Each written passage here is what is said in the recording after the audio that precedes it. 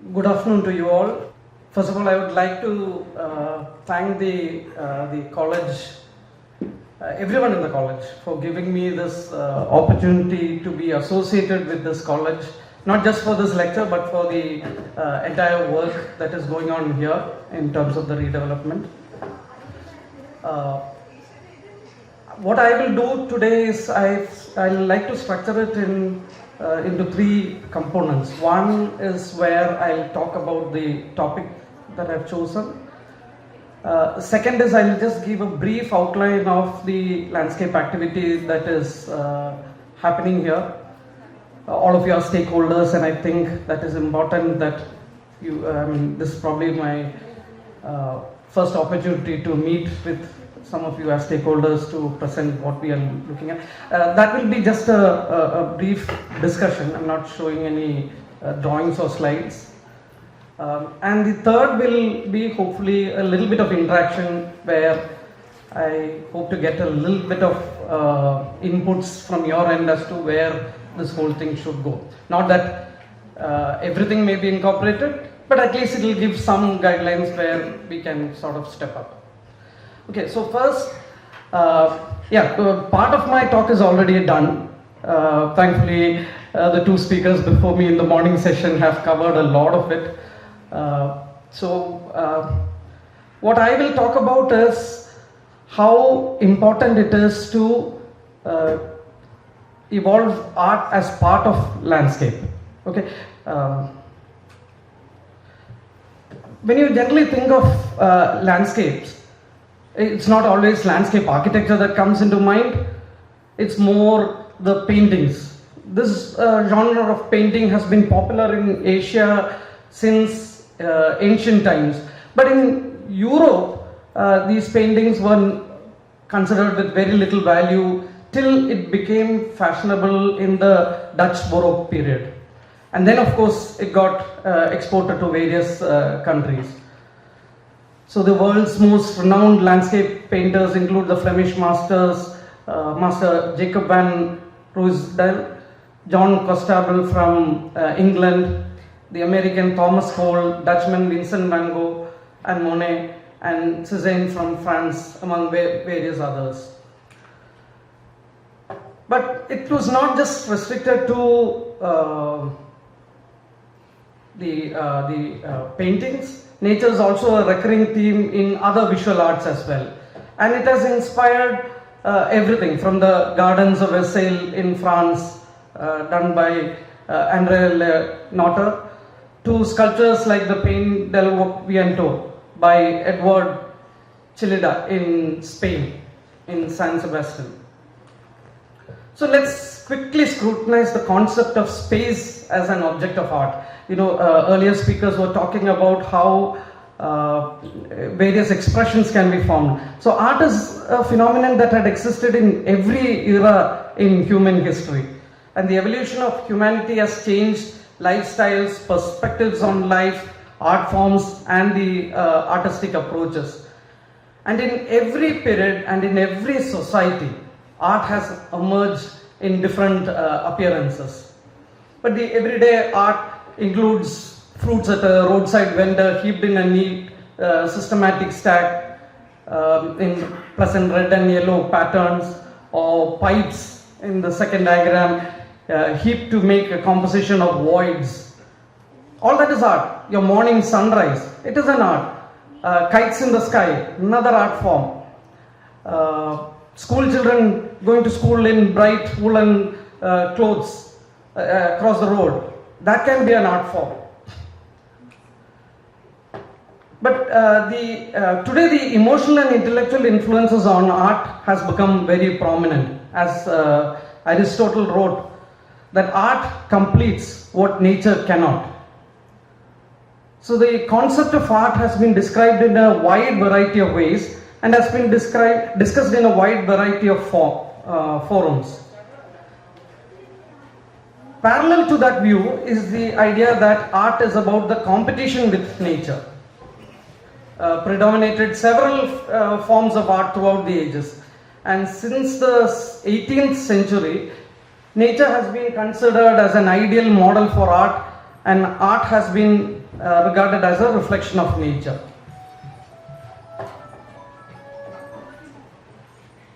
So what is art? According to Thomas Munro, art is the ability to create impulses to have a fulfilling aesthetic experience. So basically art tackles with beauty.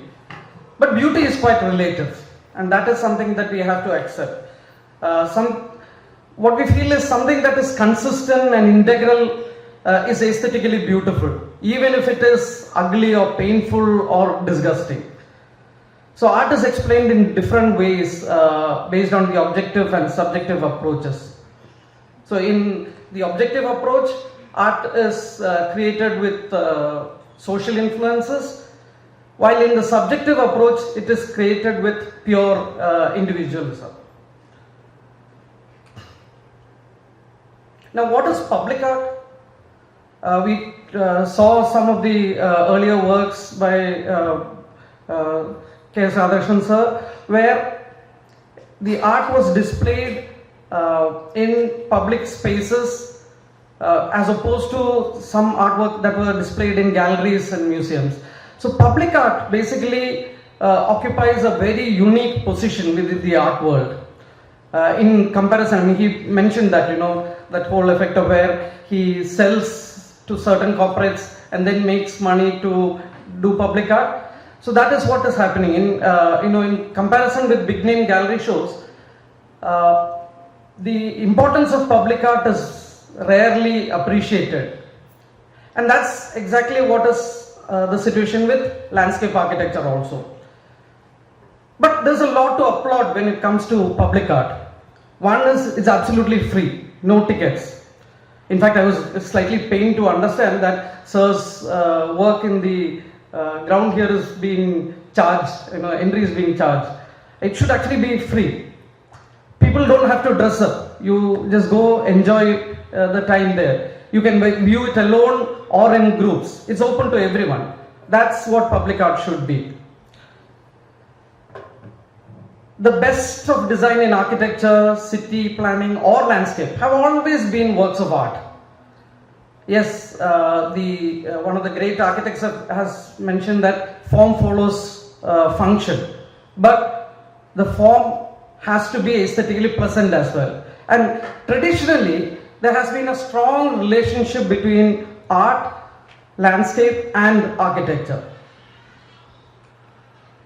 So now coming to landscape, the notion of the landscape encompasses the interplay between human beings and their surroundings. Okay, so it needs to be much more than that interplay. It needs to be just not a functional resolution of the requirements, but it needs to dignify the space. It needs to bring a smile to the face of the people. It needs to make us think of the great future, of the times we live in. It needs to make us think of our ambitions and our dreams. So even in built form, as in architecture, art can be perceived in every nook and corner. The examples of built form are, if you take a Haveli with a carved facade or a well-cast metal railing, the flowscape that enriches the space, the sweeping curves of a grand staircase, well-carved out temples, painted doors, all these can be art. Now, installation art, when it comes to that, it describes an artistic genre of basically three-dimensional works that are often site-specific and designed to transform the perception of a space. Installation art can be either temporary, as the one image in the right, which is from the Cochin Biennale, or it can be more permanent, like the mermaid sculpture in Trivandrum. Installation artworks have been constructed in exhibition spaces such as museums and galleries, as well as in public and private spaces. So this installation art actually sits in that curious boundary somewhere between architecture, art and landscape. And it's part of a physical experiment, it's part of a personal expression, it's part of a design space. And the appreciation of art is generally very literary, or it can be pictorial, or it can be spatial. And it can't be something that is very cursory. It has to have close observation. It has to have that willingness to enter an alternative world. Because arts are exclusive. And though there are some aspects of a particular work which may have mass appeal, but a deeper understanding and an appreciation of that, it doesn't come automatically. You have to put in that effort. It requires focused effort. It requires extensive education and training. Of course, each work invites some interpretation. There are layers of meanings in each one. I mean, when again, both my earlier speakers were talking, they talked about the layers of meaning. Some of it very accessible, some of it not as accessible. So what does design landscapes do? They have a nested relationship. They offer themselves as a public and immediately accessible medium of creative expression. How successful can we use them to extend boundaries of our perception in aesthetic experience? That is up to the designer and the end user. Like the industrial landscape at Daman, designed by Professor Prabhakar Bhagavat, who was my mentor in Ahmedabad. It's a good example of fusion of art in landscape. In this design, the land is sculpted like a piece of land art and weaves the spectrum from an industrial to an agrarian situation in one fabric. And what it does is then the landscape makes for a strong corporate identity, and simultaneously it dwells on the process of the industry and the landscape. In other cases like the Dallas Museum of Art and many of the designs of that designer Killy, there's a dialogue that is created between architecture and the landscape.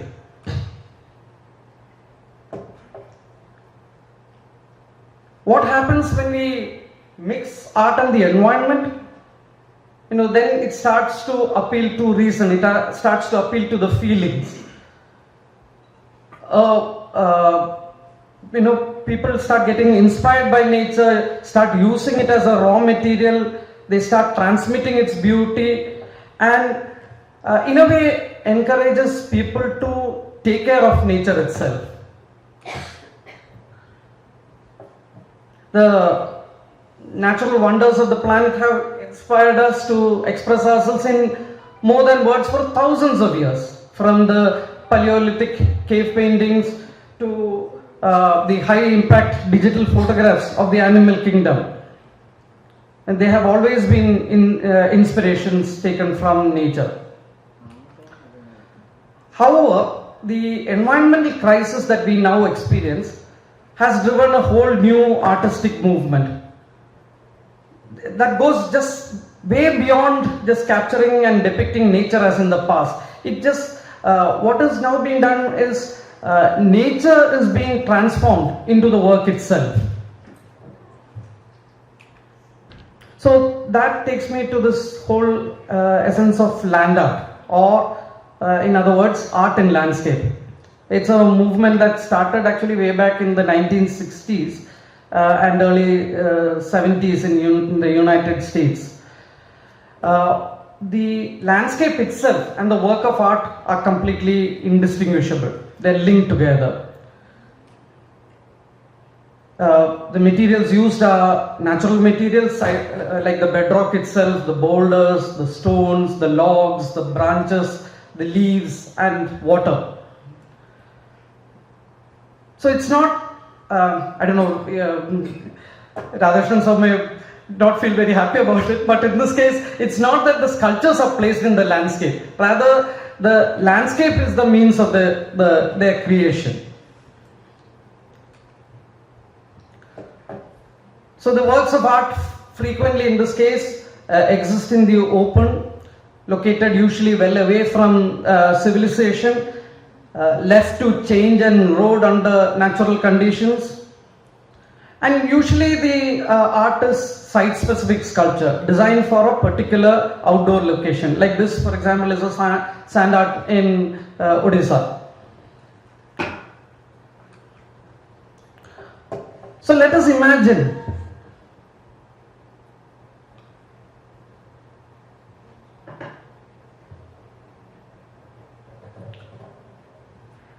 we experience vastly different situations in the landscape of our dear earth. Okay? Imagine you're free from your desk or whatever chains you. Marvel at the beauty, the grandeur, the unmeasurable intensity of it all. Then reflect on human beings to transform nature, the ability of human beings to transform nature, like in the dam, or the dramatic inability to control it when you face massive floods. It's a multi-sensory experience being in the outdoors with visual input, of course, but also plenty to hear, touch, taste, and beyond. So our world has dimensionality and it is always changing too. So why on earth would anyone feel the urge to put art out there? What kind of art can thrive in the presence of such a formidable co-star as the earth? So this is the case for land art.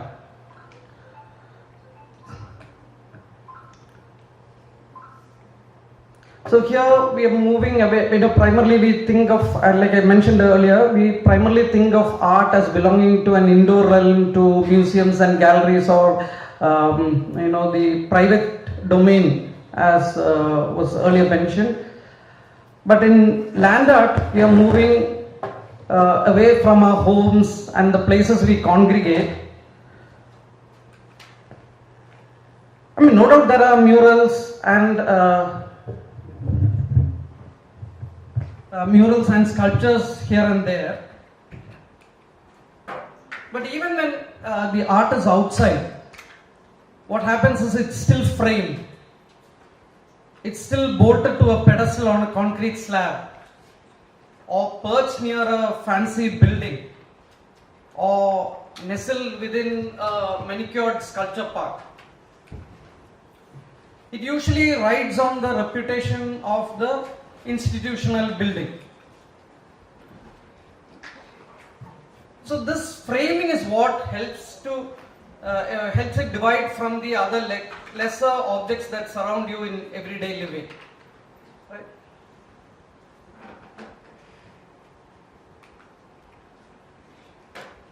It's that framing that tells you what you're looking at is special,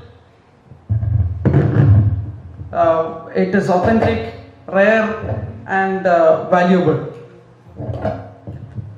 But by 1960s, like I mentioned earlier, increasingly artists started questioning this separation and the framing of art, and art started heading in a different path altogether.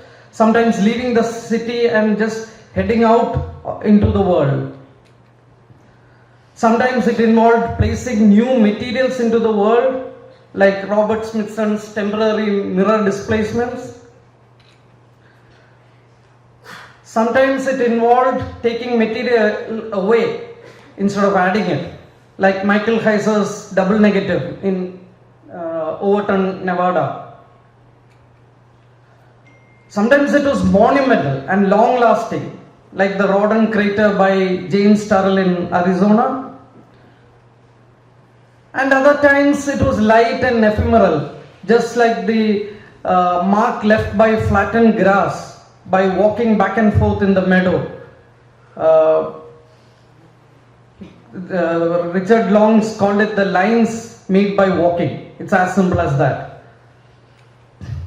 So this new form of expression is called the earth art or earthworks, or sometimes environmental art, or even land art.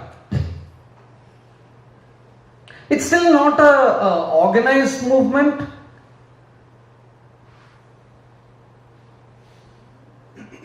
And land art is made within, atop, or involving landscapes. It is made from materials that is drawn from landscapes. But then, doesn't all art use materials from natural materials, technically speaking? So let's just agree, there is a spectrum or a range, and the spiral jetty that you see there on the left top by Robert Smithson is definitely land art. But the diagonal by Dan Flavin is not. So there is a lot in between. Of course, humans have been creating dramatic marks on the landscape since prehistoric times. Across cultures and centuries, people have been making highly site-specific gestures.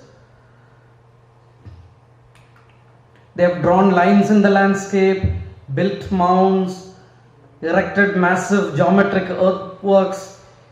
Each of these come from vastly different motivations. Similarly, the artists who have created land art have had varying and specific approaches in the works. The Great Serpent Mound in Ohio, for example, is said to have inspired Robert Smithson to create the Great Spiral Jetty in the Salt Lake, Utah. These works explore the fact that artworks are never fixed and the experiences vary with time from the moment of inception. So I'll come back to this importance of time even in landscape. So a large number of artists explore taking art from the gallery and out into the landscape to bring in that aspect of the micro time. Nancy Holt, in her work Sun Tunnels in Utah, allowed the visitors to experience the vastness of the land while also catering to the needs of human containment. The concrete tunnels align with the rising and the setting of the sun during the solstices, but had holes pierced in the tunnel to represent stars in the constellation, thus providing a connect with the universe, and also allowed the tunnels to be lit with changing patterns of the shadows.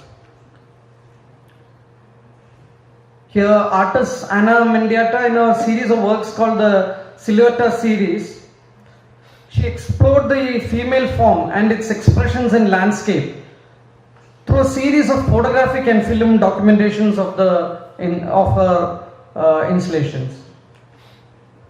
So artists and architects then started exploring and started blurring the boundaries between art and architecture. So modernist sculptures that had its origin in tradition of the monument could be seen as being neither landscape nor architecture. But as wacky installations and land art became increasingly popular, sculpture became increasingly part of this complex, expanded field.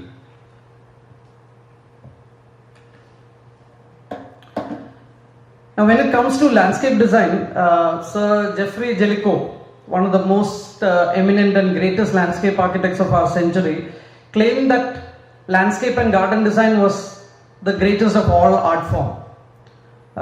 He claimed that it is greater than drawing, painting, photography and graphic design, greater than sculpture, greater than literature, greater than architecture, interior design, engineering, even music, theatre, dance or film.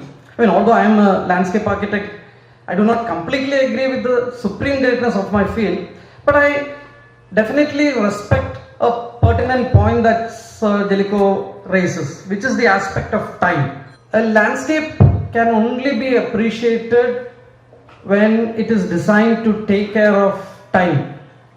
Time as in the micro time and time as in the macro time. So what happens is drawing, painting, photography and graphic design generally embraces two dimensions. Sculpture, architecture and product generally goes into the third dimension. Theatre, film and music, dance and all may embrace fourth dimension, but the emphasis on the fourth dimension is very limited and usually it embraces micro time. But landscape and garden design has to, and I am saying it is a must that it has to embrace the fourth dimension of time.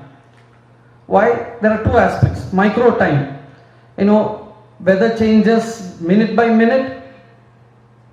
As time passes through the days, the weeks, the months of the year, and the ambience and the character of a garden space changes in micro time.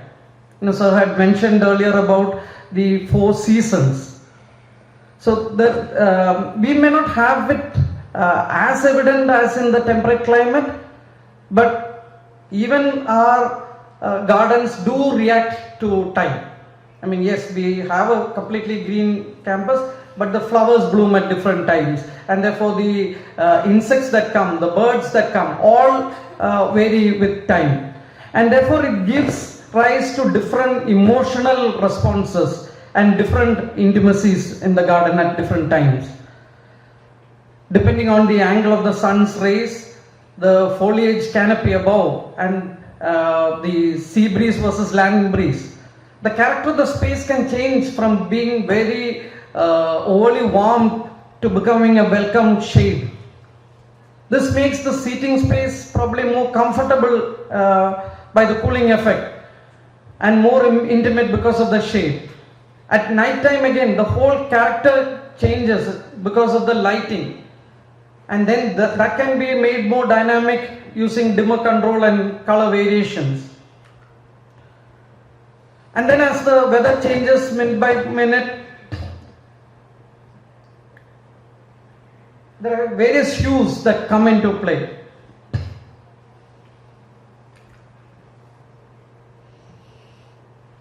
So the way you are able to enjoy your garden, whether it's a large public space like this college campus or it's your own private garden space, the way you are able to enjoy that garden completely changes because of this intervention of the micro time. There are 3 life stages. The 3 life stages can completely again change the way a landscape is experienced. I'm not going into the detail of the stages, but you can see from the slides how from being a very vulnerable element in the landscape, it just goes into one of the most prominent elements in the landscape, and eventually at death it comes down and becomes subservient to the next generation of beings. So while designing landscape, we generally have to take care of that change that micro time and macro time bring in. The spatial proportions and the spatial character can change permanently with time and can create a very drastic difference in the way that space is perceived. I mean, just to give you an example of some of the progressive dynamics that happen with macro time, I've just taken some photographs when the projects were just completed, and the quality of the space, the way you experience it, where the soft elements slowly start taking over to a stage where now the trees have taken over, the gazebo is completely covered with creepers. So from a space which was completely in sun, it goes into a space which is shaded or semi-shaded. There's dappled light that comes in through the tapestry of leaves. So all these have to be imagined right in the beginning in order to make this landscape mature in the best possible manner. The whole proportion, the whole relative nature of various elements in the landscape can completely change within a period of 5 to 10 years. Now, what is also important is to realize that there is a relationship between the environment and the humans using that. The environmental conditions definitely influence human behavior, and the human beings in turn constantly affect and try and change the environment. Now, from a slightly different perspective is the branch of art called spatial art.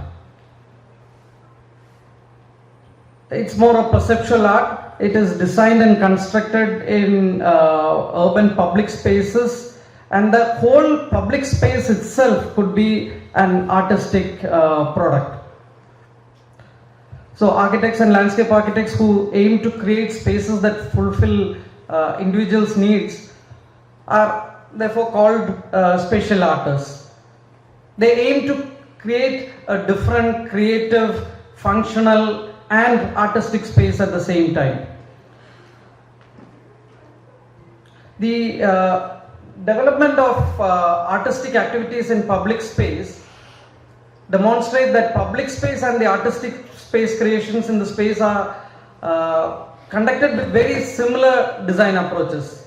In certain cases, it can be argued that artistic activities vary based on public space, and in others the artistic approach shapes the public space, so it can be mutual.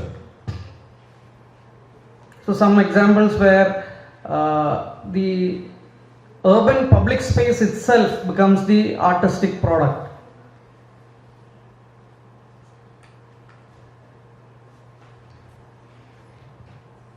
So when we examine the urban open space design based on landscape art relationship, there are different possibilities that are encountered, and these emerge with the changing artistic approaches, utilization of the open spaces, and the development of the landscape architecture in the historical process. So today it could be observed that the phenomenon of space as an object of art is prominent among the above mentioned relationships. So these are current examples of projects that have recently been completed where spatial art plays a very important role. And it also shows how the time factor comes into play. One of the questions earlier related to time. This one plaza here is actually created, designed by Carrot Studio, taking into consideration the public space that is required between people during the pandemic for social distancing.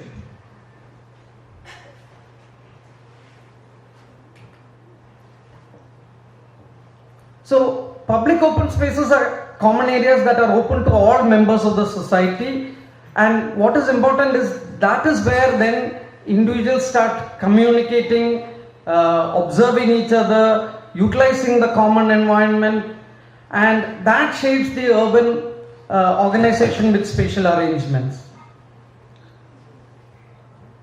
Public space art is empowered with qualities that can also solve certain urban problems. So while creating an urban aesthetic value, buildings, urban image and urban identity, it creates a space which attracts public attention to that focal point.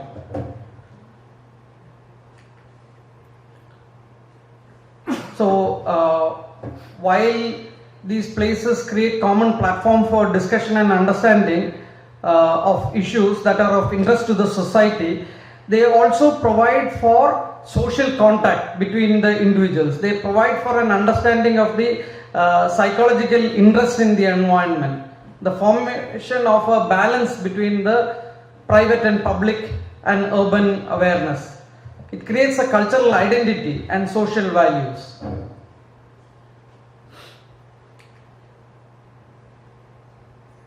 So, being an urbanite is being part of a constantly changing aesthetic culture. Aesthetic culture is also effective in change of life habits as well as urban spatial development. Thus, an aesthetic culture that would develop urban culture will only be meaningful through the access by a greater number of people. And so this generally this image spells out what are the spatial effects of public space. And the artistic practice conducted in the environment that could be easily accessed by the public introduce new meanings to the city and urban space and improve the perceptual and functional aspect of urban space. So it can completely change the way, a good example is that walk from the main road to our gate, where once that public art has been put in place, it's completely changed the whole perceptual and functional aspect of that space. Furthermore, freely accessible public art could easily convey its artistic message to the public, rather than keeping it in the stereotypical order of galleries and museums.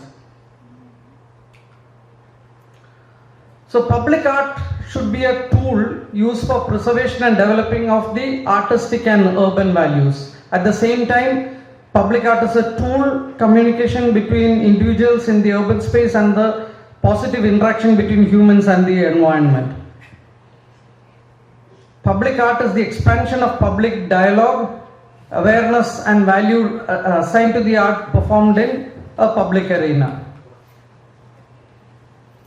So particularly the support of pedestrian spaces with art objects not only enhances the aesthetics of the space but also provides cultural satisfaction, development, awareness and psychological relief via visual interactions among individuals. So these styles should be spatial, socio-cultural and economic effects on the city. So that ends my first portion. I'll quickly just talk about 2-3 aspects of what we are looking at in developing this campus as a public space. The first thing that we are working towards is organizing these kind of public spaces within the campus where we would like students to use these spaces more as interdisciplinary interactive spaces. Okay, the best way, Sir was saying again about how maths or physics has helped him evolve his art form. So the same way, even when we look at creating human comfort in spaces, we use some principles of physics. When we are designing buildings, we use principles like the Venturi effect to cool buildings in hot climates. So how do we know that it's not all the physics that we have learned or all the chemistry that we have learned in class? It's also through interaction with people from other fields. And that is what we are hoping to do, that we'll create these public spaces where students and others can come, meet together, discuss, and therefore enrich their lives. The second thing that we are trying to do, and that is already something that is extremely imbibed in the culture of CMS, is the ecological value. There's a huge biodiversity already within the campus. A lot of it has already been documented. I don't know how many of you are aware of it, but there is a whole book that is published on the plants in the campus. It's, I think, probably the only campus in at least South India where there is a living forest within the campus. But at the same time, what we will do over the next probably 1 or 2 years is also to enhance that biodiversity. And when I say biodiversity, it's not just about the plants. We will also try to bring in, there are a lot of butterflies already. We will try to increase that. We'll try and bring in various other faunal species also into the whole system.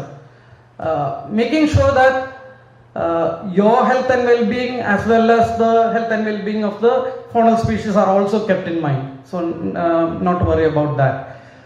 The third thing that we will try and do, again, thankfully, because we have a forest, I don't know how many of you know about carbon rating or carbon footprint. Is that something that you're aware of?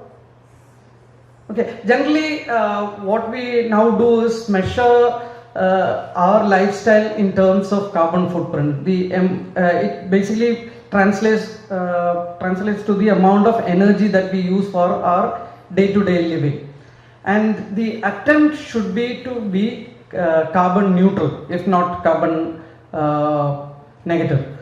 So that will be the aim, and part of it is to be able to capture the carbon that is released into the environment, bring it back into the earth.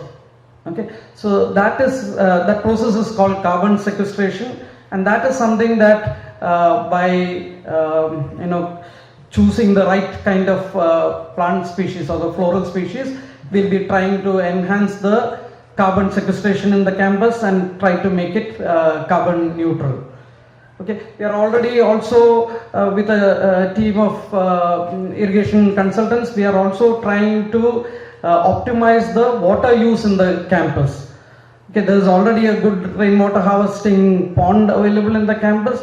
There is a good subsurface water system, but that doesn't mean that we use water without a second thought. So we are trying to make it optimal. So the choice of plants, the way it is going, the whole garden is going to be set up will all be to reduce the requirement of water, and at the same time even whatever water is required for irrigation will be optimally put in to serve the environment that much better. So these are some of the attempts that we will be looking at, and at the end of the exercise, hopefully we will have a better appreciation of the plants, a better appreciation of the faunal species that are there, and for those interested, we will probably look at how people can be educated about that as well. Okay, so that's what we, as part of the landscape attempt, we are doing. Principal sir has already explained about the whole installation of different art forms in the college.